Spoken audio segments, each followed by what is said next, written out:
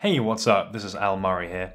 Bagjack are a pretty well-known name in the techwear space, not only for good quality, decent looks, but also as manufacturers of acronyms bags, most notably the 3A, which is probably one of the most iconic techwear bags going. Now they've teamed up with another brand more associated with skiing than techwear, that being Spyder.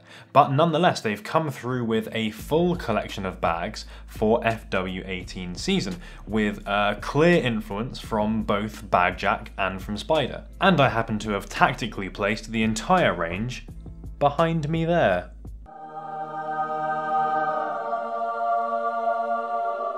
There's a total of 7 there, from a tiny phone bag all the way up to a big weekend duffel bag. Obviously that's too much to do a proper review of each one individually. You probably don't want to sit there for 40 minutes and watch a massive review on all of those. So instead this is more of a collection overview slash review. I do have to give these back, unfortunately, as these are pre-production samples, but it seemed like quite an interesting collection and something which might go under a lot of people's radars, and I thought it would be a bit more interesting showing the actual things here rather than just going through some product pictures as I would do normally for a collection video. The first thing to notice is the overall aesthetic of the collection. Some of the overall shapes are not dissimilar to other Bagjack products. So you've got one here which is pretty similar to Bagjack's messenger bag, but they're using a thicker and a smooth waterproof material all over, as opposed to the cordura that Bagjack generally use in their bags. So the appearance is sleeker, more executive, more formal than the cyclist-friendly kind of style that Bagjack will usually go for,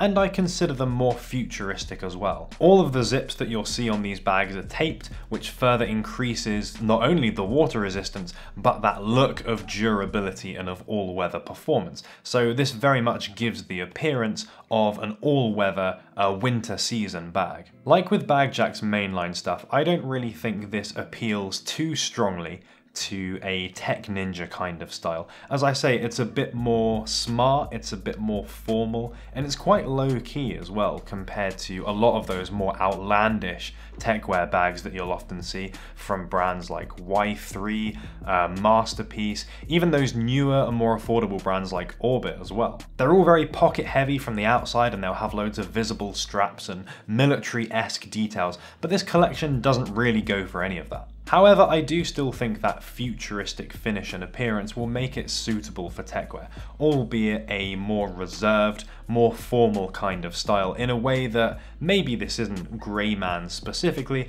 but in a way more in that direction than in tech ninja stuff. And I think they could be integrated into other outfits and styles as well, particularly things like that little tablet-sized bag or the messenger bag. I could definitely see those being worn in an office or a business environment, more so than mainline Bagjack and most of the techwear brand bags out there. One thing that I find curious though is the relationship with the Spyder brand. This is clearly a collab. You'll find both Bagjack and Spyder branding on here. This isn't an acronym scenario, for example, where Bagjack have been commissioned to make a bag for someone else under a different name. That does give it some cool details. All the bags have these little metal buttons on which have the little Spyder logo, and there's a metal tonal Spyder logo on there as well. All of those things look pretty cool. I've got no issue with that. But the rest of Spyder's clothing is very much sporting gear. It is designed to be worn for running or skiing or other kinds of activities. And these bags don't really say that to me. They're certainly futuristic in the same way that the rest of Spyder stuff is, but you wouldn't wear something like this if you're out skiing on the slopes. This is very much more a lifestyle product. So this isn't really designed to be worn, at least at the moment, as part of a big Spyder outfit. This perhaps signifies a movement from Spyder towards that lifestyle gear. Maybe they're looking to enter that market and these bags are the first way of doing that. Could be a possibility. Let's move on to the construction of these. What do you actually get? Overall, all of these bags seem to be pretty solid. I have to admit, I don't really own any premium brand bags, but these ones definitely feel like a tier above anything that I've got currently. Comparing this, for example, to a similar material, similar kind of look bag that I got from Japan, these ones are more rigid, the material is thicker, all the straps are noticeably more secure, shall we say, than the one from Japan. And although this is my first time with Bagjack manufactured product, I imagine that this is exactly what you would expect quality-wise from the brand. The first thing you'll notice about the inside is that it's pretty much bright orange all over. That makes for a nice contrast with the plain black exterior,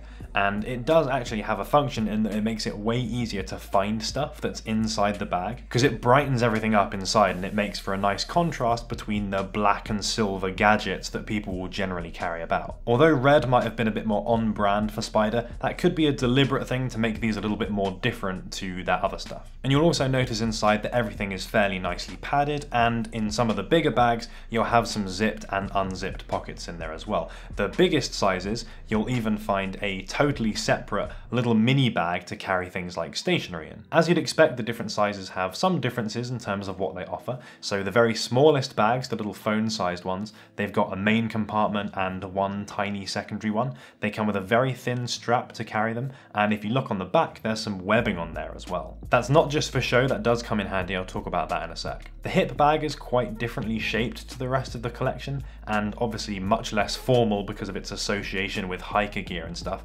but the shape of it lends itself to being opened really easily, in that main front pocket, it makes a nice little flap so you can very easily see stuff in there. And there's a total of 4 different zipped pockets. That main one, you got 2 on the front and a nice little secret one on the back, which for this kind of bag is definitely a welcome addition for that ultimate security. Moving up to the bigger sizes, the messenger and the roll top bring a lot more storage, especially that roll top bag. When it's fully undone, you can get a huge amount in there compared to the rolled up version. So that's a good option for having a lot of flexibility. At the big daddy end of the scale though is the duffel bag. It's pretty rare, I think, to have something that has this kind of aesthetic in a size that's so big.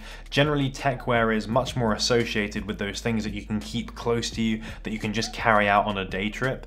But this gives you a bit of extra flexibility. You go in somewhere for the weekend, you want to carry a lot of stuff, then you can do that with this and you can still keep to that same look. You don't have to get like a leather or a suede bag or something, which might break up your outfit a little bit. And as you might imagine, this one has the most storage on both the outside and the inside. There are so many pockets on this thing, you're not going to know what to do with them all. There's also a little elastic loop on the inside. I imagine this is so that you can store a water bottle in it and keep it vertically rather than having it kind of rattle around with everything else, which I've not actually seen before. But that's definitely a cool feature. If I were to pick one, I probably would go for that duffel bag just because of the sheer number of carry options, and the sizing of it does make it a little bit more unique in this techwear space. The webbing on the back of the smaller bags is perhaps the key to the most exciting and most unique feature of this bag collection. Although I don't have any here, the bigger bags come equipped with these webbed inserts which fit on the front. There's a little popper on each side of the front that's concealed